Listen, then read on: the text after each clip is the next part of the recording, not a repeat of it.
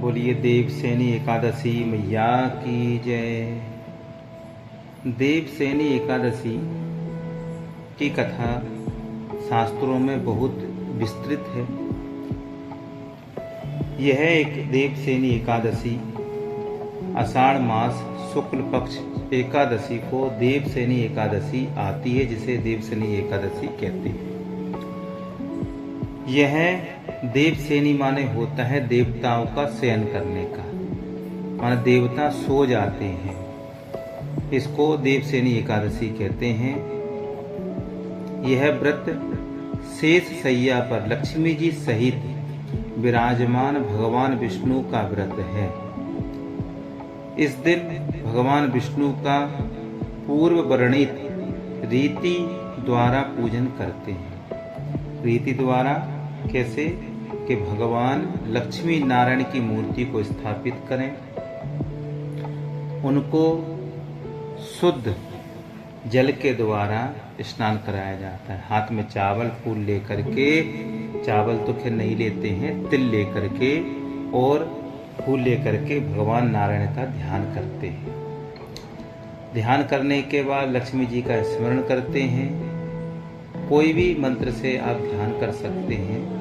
शांताकारं भुजगशयनं पद्मनाभं सुरेशं विश्वाधारं गगनसदृशं मेघवर्णं शुभांगं लक्ष्मीकान्तं कमलनयनं योगिभिर्ध्यानगम्यं वन्दे विष्णुं भवभयहरं सर्वलोकैकनाथं। या स्वयं सुकृतिनां भवनेष्वलक्ष्मी पापात्मनां कृतधियां हृदयेषु बुद्धि श्रद्धा सतां कुलजना प्रभवसलज्जा तां त्वां नतास्म परिपालय देवी विश्वम्।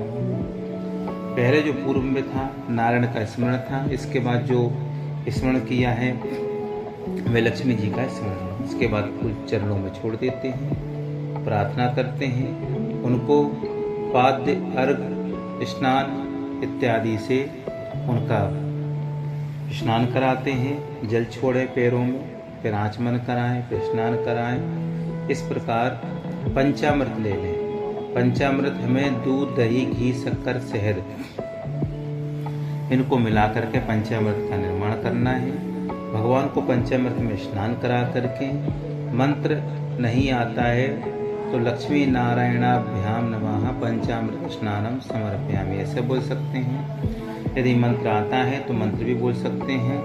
पंचामृतम मया नीतम पयोदधि घृतम मधु शर्करया च समायुक्तम पंचामृत स्नानम समर्पयामि। ये श्लोक के द्वारा पंचामृत में स्नान कराएं, फिर शुद्ध जल से स्नान कराएं, गंगा जल से स्नान कराएं। इसके बाद कलावा के रूप में वस्त्र पहनाएं, अथवा जो वस्त्र हैं भगवान के उनको पहनाएं। फिर इसके बाद उनको चंदन लगाएं, रोली लगाएं, तिल चढ़ाएं, फूलमाला पहनाएं, सुगंधित द्रव्य और द्वादशाक्षर मंत्र का जाप करते हुए तुलसी दल उन पे चढ़ाते चले जाएं। इसके बाद इत्र लगाएं, धूप दिखाएं, दीपक दिखाएं।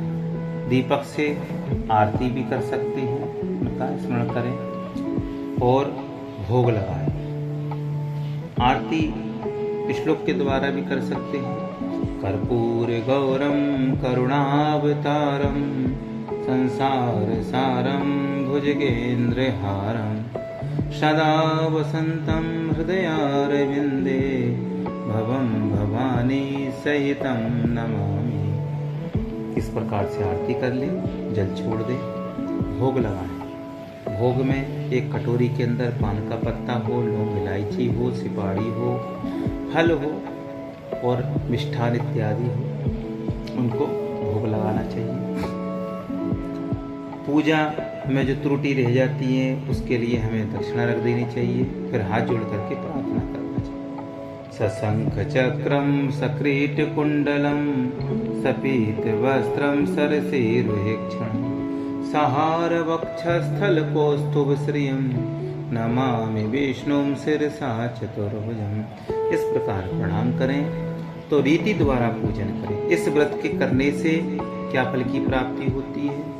भगवान लक्ष्मी नारायण प्रसन्न होकर अविजित वरदान देते हैं। जो तुम्हारी इच्छा हो भगवान उसको अवश्य ही पूरा करते हैं। इस व्रत के करने वाला जो भी भक्त देवशयनी एकादशी का व्रत करता है वह सांसारिक बंधनों से मुक्त होकर परम पद को प्राप्त होता है। देवशयनी एकादशी से लेकर देवोत्थानी एकादशी तक चातुर्मास का व्रत करना चाहिए। इसमें भगवान का भजन पूजन किया जाता है 4 महीने। इसमें विवाह इत्यादि फिर नहीं किए जाते।